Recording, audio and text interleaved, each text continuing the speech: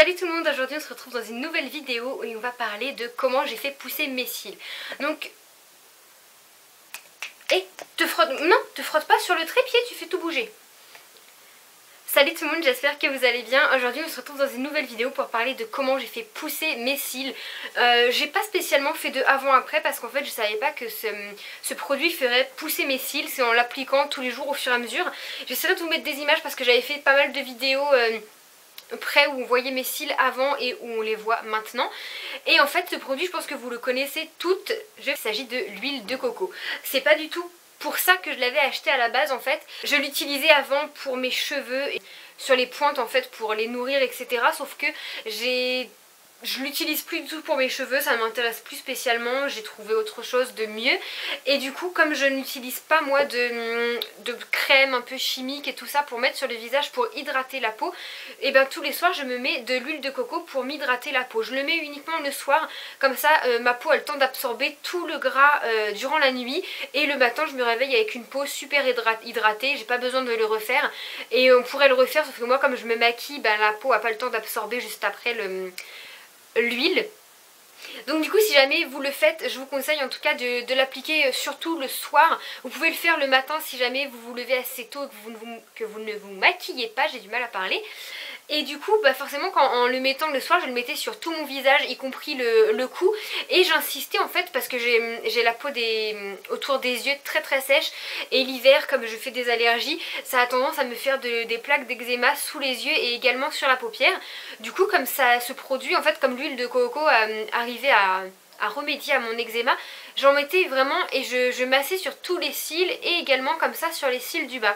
Et je me suis aperçue au bout de 3 semaines, 1 mois que ça avait fait pousser mes cils et ça les avait surtout vraiment renforcés. J'avais les cils avant vraiment très courts et assez raides. Et maintenant j'ai l'impression, enfin c'est pas une impression, ils sont beaucoup plus longs et je les trouve beaucoup plus faciles à manipuler. C'est-à-dire que j'ai beaucoup plus facile à les recourber ou recourber aux cils. Donc j'ai l'impression que ça a assoupli mes cils en fait. Comme si c'était des cheveux un peu secs et que maintenant ils sont beaucoup moins secs. Alors c'est peut-être aussi le fait que mes anciens cils abîmés sont tombés et que maintenant ils ont repoussé beau et fort.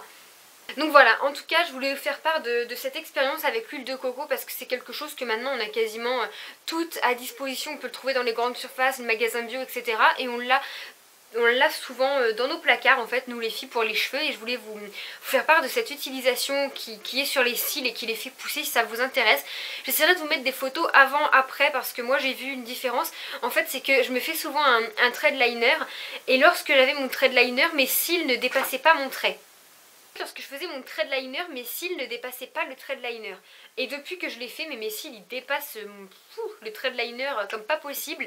Lorsque je mets du mascara, même sans les recourber, ils sont apparents alors qu'avant pas du tout. Et quand je mets du mascara toute seule sans être maquillée sur la paupière, de thread liner, de crayon, juste du mascara et le teint en fait, ça me fait des cils de malade. J'essaierai de vous insérer des photos et je vais essayer de tout faire pour vous faire un avant-après parce que le résultat en fait il est fou. Du coup ça marche même si vous ne le faites pas régulièrement, c'est à dire que là en ce moment au niveau de l'automne j'ai pas spécialement besoin d'hydrater ma peau aussi fort tous les jours. Ça fait que je le fais qu'une fois sur 2.